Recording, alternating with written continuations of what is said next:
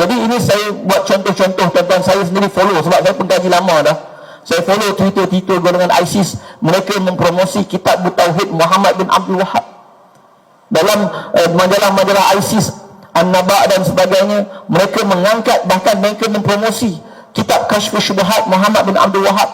Ini majalah terbitan ISIS, An-Naba. Tu mereka kata tu kitab apa? Saudara Hadisan, kitab Kashfus Syubhat Muhammad bin Abdul Wahab. Kalau yang sebelum itu, ni saya follow Twitter ni, saya cek betul-betul, saya buka namanya Abu Sa'ad Al-Utaibi ni, saya tengok betul-betul dia ada gambar belakang semayang Abu Bakar Al-Baghdadi. Tengok memang confirm ini Twitter yang sah milik golongan ISIS. Maka pun saya share, tengok mereka bangga menyebarkan kitab Tauhid, kitab Kashfus Syubhat Muhammad bin Abdul Wahab dan seterusnya. Banyaklah buku-buku yang bukti-bukti yang lain yang saya tak sempat ikutkan kajian saya boleh kata kepala Khawarij dalam sejarah dunia Islam adalah Wahabi, kerana mengkafirkan seluruh umat Islam pada zaman mereka. Panjang kisah dia. Tapi golongan Khawarij awal zaman mengkafirkan pelaku dosa besar. Mereka bukan mengkafirkan perkara-perkara khilafiyah. Mereka bukan mengkafirkan perkara-perkara sunat. Mereka bukan mengkafirkan perkara yang diterima 4 madhab muktabar Islam.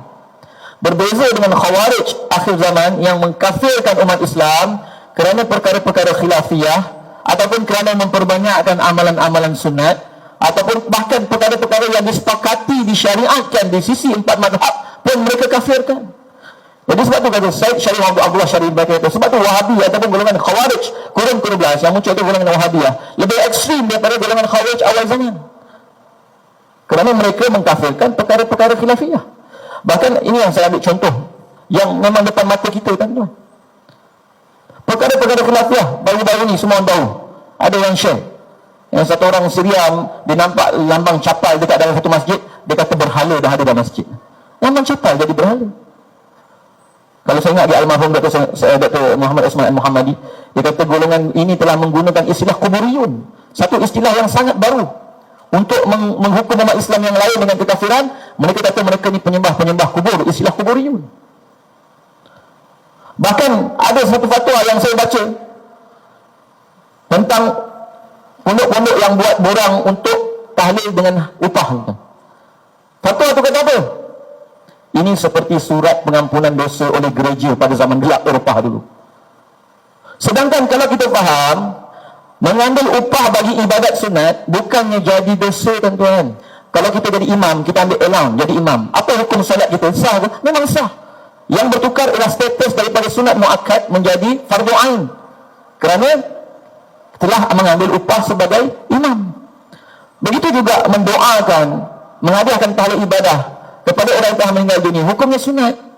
Tapi bila kita ambil upah, maka hukumnya jadi wajib. Ini disebut dalam kitab Fiqh Mazhab Syafi'i, Fathul Mu'in pernah disebut. Jadi mengambil upah dalam ibadat sunat menjadikan ibadat itu wajib ke atas orang yang mengambil upah, bukannya membatalkan ataupun menjadikan dia sebagai penjual, penghapus dosa dan sebagainya. Bukan. Kita jadi pensyarah dekat mesti kita ambil upah, ambil gaji. Takkanlah kita ambil gaji jadi tak ada pahala dah kerja-kerja kita tak mesti ni. So ambil gaji, ambil upah. Bukan macam tu. Bila orang lain ambil upah buat tahlil, tak boleh dia ambil gaji mengajar, tak apa. Ekstrim. Kemudian dituduh pula amalan tahlil ni sebagai warisan amalan Hindu. Kemudian dikatakan alat tasbih ni menyerupai Buddha. Saya tahu satu orang dulu nama Syekh Aiman, antara orang yang bertanggungjawab mengekstrimkan banyak lepasan UIA. Waktu dia pergi ke Terengganu, dia nampak tasbih-tasbih yang ada dekat masjid-masjid kat Terengganu. Dia masuk, dia ambil, buang dalam sampah. Pembina dikit ada kisah juga dengan polis ditangkap tapi terlepas ketika pertukaran flight. Bahkan peralatan Maulid Nabi disamakan dengan tai pusam ni, satu orang ustaz Wahabi dekat Penang. Peralatan Maulid Nabi ni macam peralatan tai pusam. Bahkan ada yang kata sambutan Maulid Nabi ni sambutan Abu Jahal. Siapa yang gembira dengan kelahiran Rasulullah seperti Abu Jahal. La ilaha illallah. Nak saya kata apa, tuan-tuan? Ini contoh di mana perkara-perkara khilafiyah dibawa naratifnya menjadi tuduhan kafir. Ekstrim. Kalau tak bersetuju tak ada masalah. Tapi inilah bibit-bibit ekstrim. Sebab yang kita kata tadi, walaupun sifat ekstrim ni akar dia pengkafiran, tapi dia punya baja dia pembidaahan. Tabligh, suka bidah orang ni baja kepada kafir mengkafir. Bila dah sampai tahap kafir mengkafir, itulah dengan suami pun nak minta cerai. Sebab apa? Suami geng syirik. Saya nak kahwin dengan golongan sunnah. Ekstrim, ada yang tak nak. Jangan ada surah Yasin dalam rumah. Ini sahabat saya dekat fakultis ni cerita. Mak mertua pada adiknya buat isytihar, jangan ada surah Yasin dalam rumah, bid'ah. Mereka membawa perkara khilafiyah kepada ekstrim. Jadi ini baja kepada sifat-sifat ekstrim.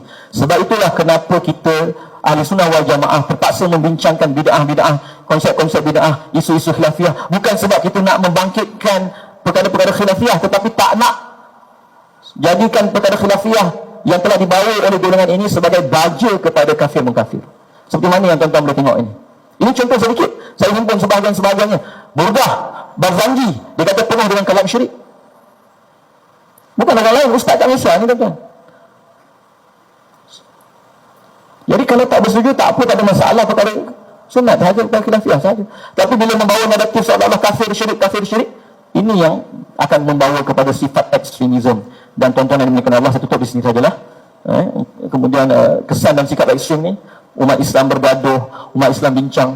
Sampai sekarang duk bincang lagi bab kunut. Allah. Kemudian kemusnahan negara Islam, imej Islam, gejala Islamfobia. Kalau tak kerana golongan ekstrim ni, memang orang akan mengenal Islam dengan secantik-cantik rupa. Yang betul-betul merosakkan rupa Islam ni golongan-golongan Wahabi, kita panggil Neo Wahabi atau Neo Khawarij, ataupun geng-geng ISIS, Al-Qaeda, Boko Haram, Ansaruddin dan semuanya. Inilah